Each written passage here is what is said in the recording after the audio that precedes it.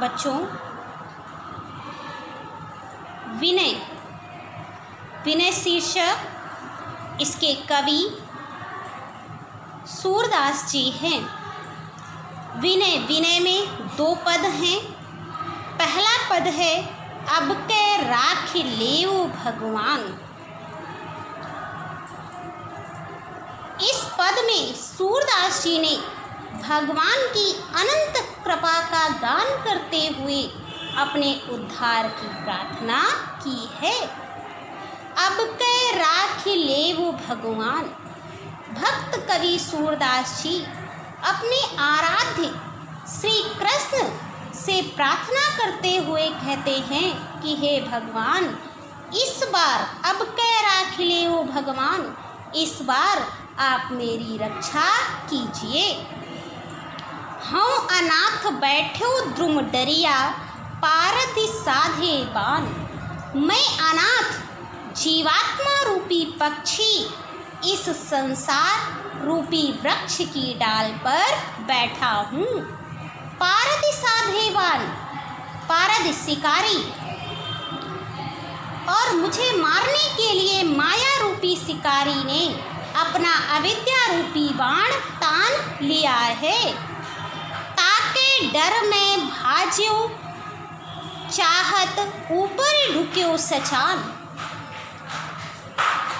उस अविद्या रूपी बाण के भय से मैं ऊपर उड़कर भागना चाहता हूँ, यानी मैं उस माया रूपी शिकारी के अविद्या रूपी बाण के भय से मैं ऊपर उड़कर भागना चाहता हूँ। परंतु ऊपर ढुक्यो सचान, परंतु ऊपर भी अहंकार रूपी बाज मुझे पकड़ने के लिए मंडरा रहा है। दुहु भांति दुख भयो आनी यह। मेरे लिए तो दोनों स्थितियाँ दुखदाई हैं। दुहु भांति, दोनों क्या हैं? स्थितियाँ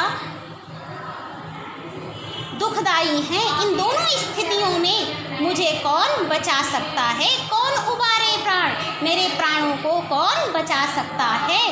सुमिरत ही आई डस्यो पारधि, कर छूट्यो संधान। इसी समय जीवात्मा रूपी पक्षी ने हृदय में भगवान का स्मरण किया, यानी क्या है? भगवान का स्मरण किया। भगवान का स्मरण करते ही माया रूपी शिकारी को ज्ञान रूपी सर्प ने डस लिया। क्या है? आई डस्यो पारधि, आई का मतलब सर्प। किस सर्प ने? ज्ञान रूपी सर्प ने डस लिया। कर छूटे संधान, जिससे उसका माया रूपी शिकारी के हाथ से धनुष पर चढ़ा हुआ बाण छूट गया।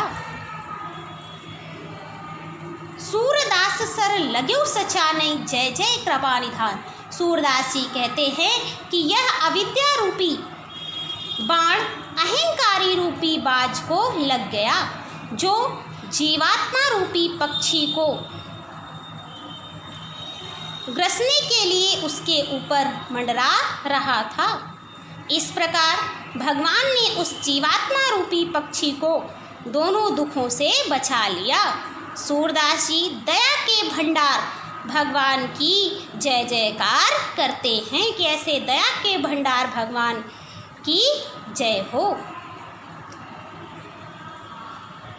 दूसरा है मेरो मन अनंत कहाँ सुख पावे। इस पद में भक्त कवि सूरदास जी ने भगवान श्री कृष्ण के प्रति अपने अनन्य प्रेम की अभिव्यक्ति की है। मेरो मन अनंत कहाँ सुख पावे। सूरदास जी कहते हैं कि हे भगवान, अनंत का मतलब अन्यत्र। हे भगवान, आपके बिना मेरे प्राण को कहीं पर भी सुख और चैन प्राप्त नहीं होता। जैसे उड़ी जहाज को पंछी फिर जहाज पर आवे, जैसे किसी जहाज पर रहने वाला पक्षी अच्छे स्थान की खोज में जहाज पर से उड़ जाता है, किंतु वह चारों ओर जल ही जल देखता है और उसे कहीं भी आश्रय नहीं मिलता है, तो वह उसी जहाज पर लौटकर आ जाता है, फिर जहाज पर आवे, तो फिर वह पुनः लौटकर उसी जहाज पर आ जाता है। कमल नयन को छाड़ी महात्म और देव को ध्यावे, मेरी दशा भी ठीक वैसी ही है। मैंने भी विभिन्न देवी देवताओं की उपासना द्वारा मोक्ष प्राप्त करने की कामना की, परंतु अंततः मुझे असफलता ही मिली। अतः मैं पुनः आपकी शरण में आ गया हूँ।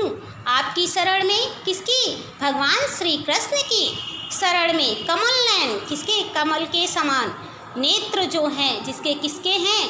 भगवान श्री कृष्ण के। परम गंग को छाड़ पियासो दुर्मत कूप खनावे।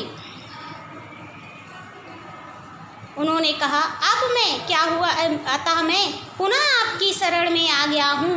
अब मैं कमल नयन भगवान श्री कृष्ण की महिमा के गान को छोड़कर अन्य देवी देवताओं की आराधना नहीं कर सकता, क्योंकि नितांत मूर्ख व्यक्ति ही अपनी प्यास को बुझाने के लिए परम पवित्र एवं महिमा युक्त गंगा जी को छोड़कर कुआं खोदने का व्यर्थ परिश्रम करेगा। जिह मधुकर अम्बुज रस चाख्यो, क्यों करील फल भावे। जिस भौरे ने, जी मधुकर, मधुकर भौरे, जिस भौरे ने अम्बुज रस चाख्यो, जिस भौरे ने कमल रस का पान किया है, भला उसे करील के फल स्वादिष्ट कैसे लग सकते हैं, अर्थात उसे स्वादिष्ट नहीं लगेंगे।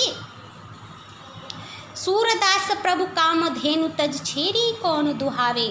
सूरदास जी कहते हैं कि जिसके पास संपूर्ण कामनाओं को पूर्ण करने वाली कामधेनु है, कामधेनु किसको, कौन सी गाय को कहते हैं? समस्त कामनाओं को पूर्ण करने वाली कामधेनु है, भला वह बकरी को क्यों दुहेगा। उसी प्रकार हे भगवान, आप जैसे परम महिमाशाली को छोड़कर मैं अन्य देवी देवताओं की उपासना नहीं कर सकता।